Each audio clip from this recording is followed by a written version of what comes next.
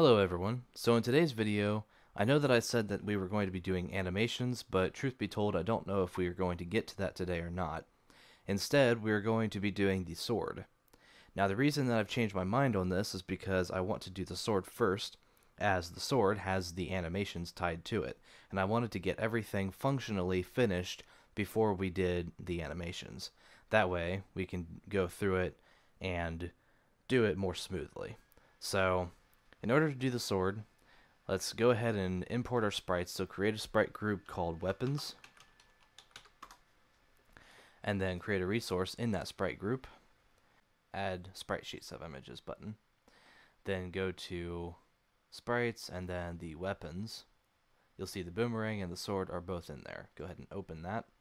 Select 4 for the number of images. Change the size to 16 by 16. And then change the horizontal cell offset to 4. And that will select the sword. Then go ahead and click import, and make sure that you rename it to sword. And then if you click this, you'll notice that it spins just like the idle animation for the hero.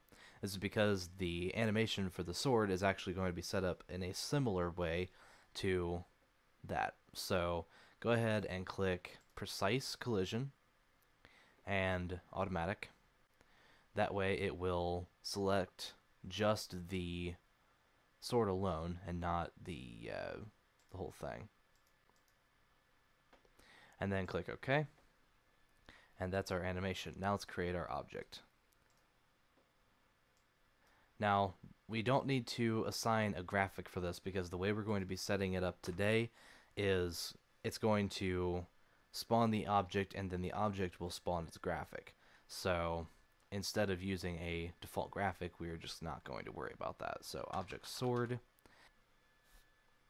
And then once we rename the sword object, then go to control and drag a piece of code over. And this is what we're going to be writing in this code here. It's just going to be two things. Image speed equals 0 and alarm 0 equals 5. Now, the alarms are basically timers, as I have explained in episode 0, and we're going to be utilizing this timer to automatically destroy the instance of the sword when the time expires. So we're going to set alarm 0 to 5. So go ahead and delete the draw event and then modify the step event to begin step. And then let's go ahead and add the alarm as well. In fact, let's do that first. So go ahead and add the alarm, drag a piece of code over, and in this one, all we're going to put is instance destroy. And this will basically get rid of the object sword after the given number of steps, in which case it's 5, or 5 frames. And there's that. So in the begin step event, drag a piece of code, and this is what we're going to do.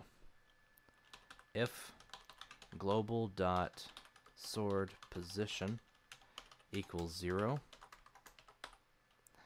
then sprite index equals spr underscore sword, image index equals, and we'll have to see what frame we want to put this on. So we're going to be doing the sword positions the same exact way we did the hero facing. So the only thing we'll have to do is make sure that these are proper, which they're not. These actually need to be moved. So go ahead and move them all to their correct positions, in which case that would be... Man, this is all screwed up. In this case, it would be this. So left, up, right, and down. So we're going to be using image index equals 0 for sword position 0. So there's that. Now we can copy this, paste it here, change this to 1, and this to 1, paste, again with 2, and last but not least, paste, and change this to 3. Now if you get this if this happens to you, then go ahead and click here and then hit either backspace, or if you want, you can hold down Control Shift and tap the I key. That will unindent the thing. So this is basically all we need in here, and that is our sword object done as far as when it is called. Now we have to actually set up the instance to actually call it. So go into your object hero, into your step event, and here's what we're going to do. We're going to go to the bottom here. We're going to create a divider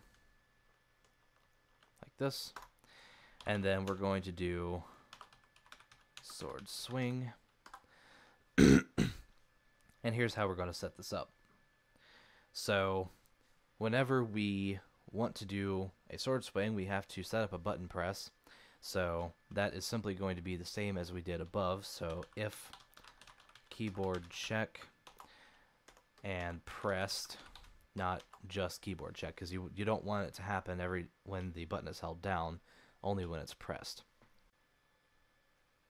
In this instance, we need the letter Z, and the letter Z is not a VK. Up here we have used VK for all the cardinal directions on the control stick, the directional pad. But those were controller terms. What I mean to say is we use the arrow keys for these. But the Z key is not an arrow key, thus it is not a VK. It is an ordinal. And how you set up ordinals is basically you type in ord, then you open a parenthesis, and in these parentheses you want to type in a string for the character that you want. So in this case we want the Z key, so we open a string using quotes, then you type in a capital Z, then you close the string using an end quote, and then you want to type in 2 additional in parentheses. This will basically close off both of those, and otherwise it will return an error. So that's a good point to make sure you always want to close off your parentheses whenever you open one, because if you open one and then don't close it off, it'll cause a bunch of problems. So we need a couple more things and in this check basically. So where up here we did keyboard check VK down and we used that there, oopsie, and then we added a check for place free, we're actually going to do a simultaneous check for 2 different variables. Type in and like we did above, and then open and close a pair of parentheses, and then within those parentheses you're going to do sword underscore swing equals false, semicolon, no, my bad, double and, let's see, sword swing equals false, and attacking equals false. So this is what I like to call a simultaneous double check. So whenever you put anything in a check in parentheses, it will check whatever is within those parentheses at the same time. So as it stands now, when the code is being run through, it will check the key first, and then it will also check these 2 variables first, or next rather, and if they both return false, then the actions will occur within the curly braces. So the actions that we're going to put here are as follows. Attacking equals true. Alarm 1 equals 5. Actually, hold on a minute. We can use alarm 0 for this. So let's just do alarm 0. Then sword swing equals true. And then we're going to use what's known as a switch loop.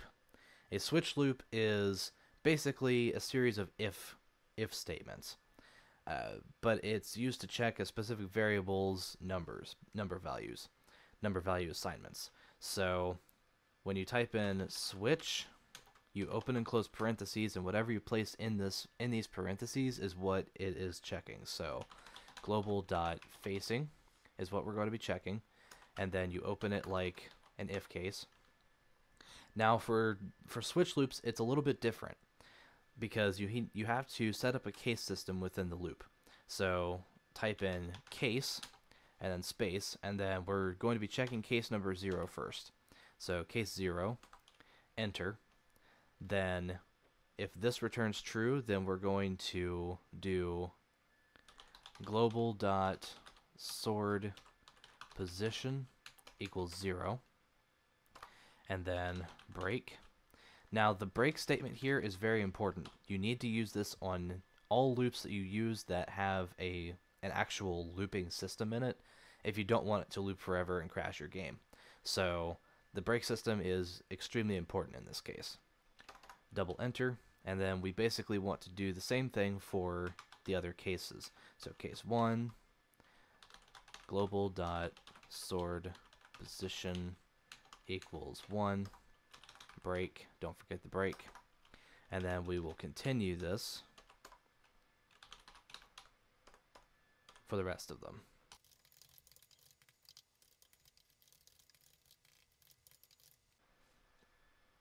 Now we can actually stop with case 3 because that is all 4 sword positions.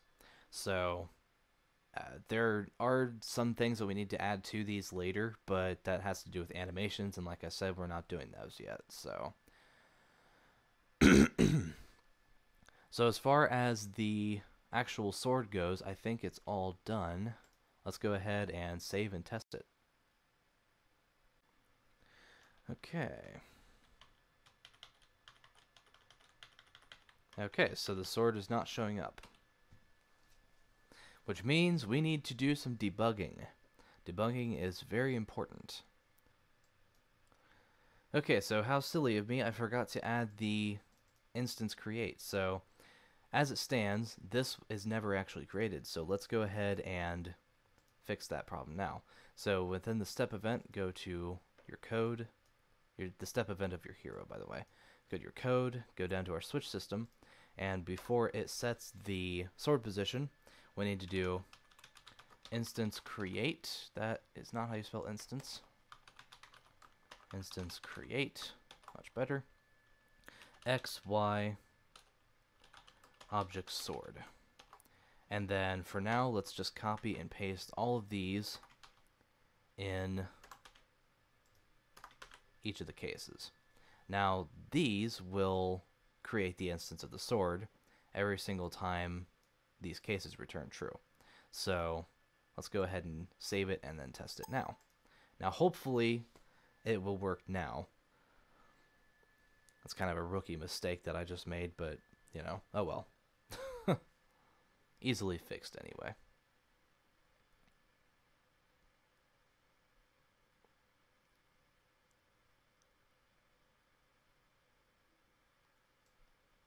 Okay, let's test this now. Okay, it's still not showing up.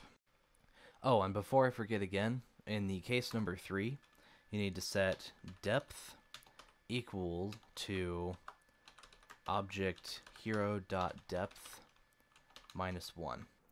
Okay, so I'm recording this particular clip after I already got the system finished, but in editing, I noticed that I made another mistake. So in order to fix it, you go into your normal step, the code, and you scroll down to where it has the depth here, and you're going to want to cut that out. And cut, by the way, the keyboard shortcut for it is holding down Control and hitting X. You want to cut that out from here, and in your object sword, the step event where we set up all of these things, you paste it down here. So go ahead and click Control V to paste it there. Now that hopefully should ensure that the sword will always appear on top of the player. And this way too, when I playtest this, you'll see what we are going for here as well. Yep, there we go. And like I said, we don't need it for any other direction.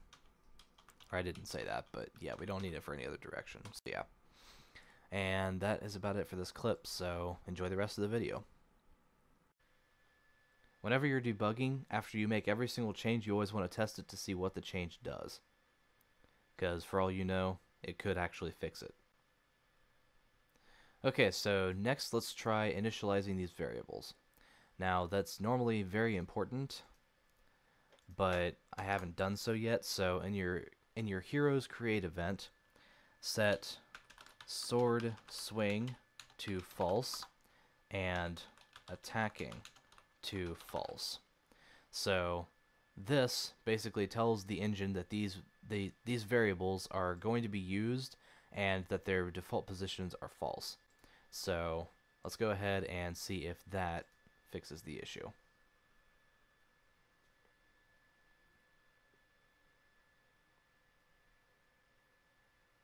And if that was the case, I'm not sure why it didn't throw an error when we tried to run it.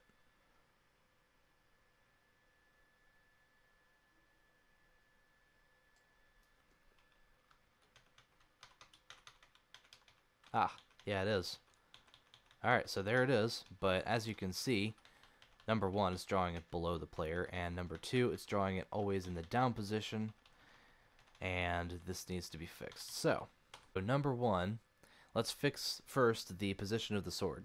So the position of the sword at the moment makes it to where it draws it directly under the player. Now, I knew that this was going to happen, and this is because we need to set the positions of the instance upon creation instead of to X and Y, because the way it's set up right now, it will always draw it in the exact position of the player. So let's change this.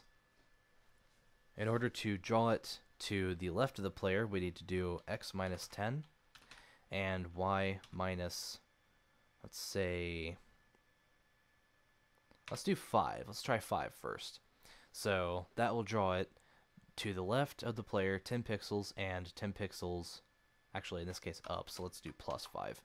So we'll do 10 pixels to the left of the player and then 5 pixels below that point. So then we need up, so all we need here is Y plus minus, actually Y minus 10. To the right is the opposite of these, so it would be plus 10 and again plus 5. That doesn't change. And then for down, we need Y plus 10. So let's go ahead and take out the global dot facing and the else cases up here and see if that fixes the issue. And remember when I said that we were eventually might have to do that, and that's the reason why right there. So let's go ahead and take those out.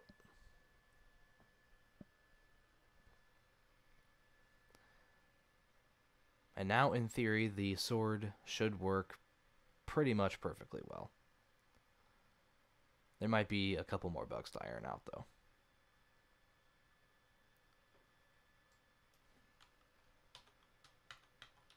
And there we have it.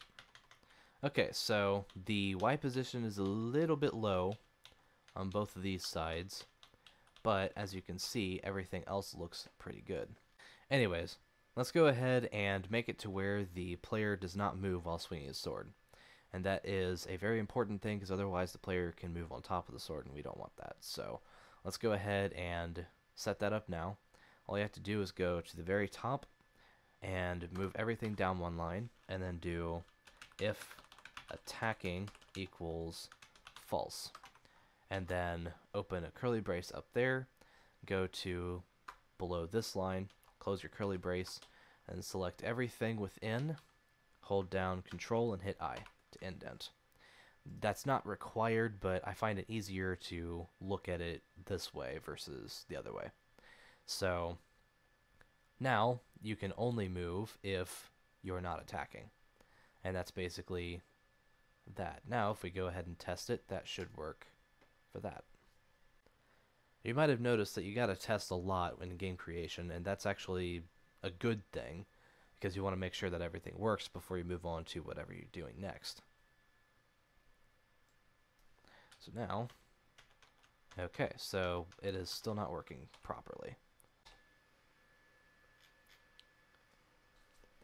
Okay, so when you're setting up these things in LateralGM, it doesn't automatically come up with errors, but you're going to want to make sure you only use one equals sign for the assignments. Again, that was me being stupid, but now it should work.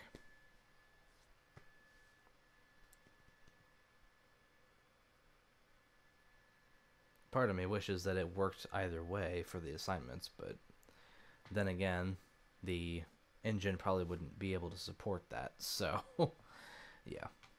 Alright, there we go. Now, whenever we swing the sword, the character will stop moving for a short time, just while the sword is swung. Okay, now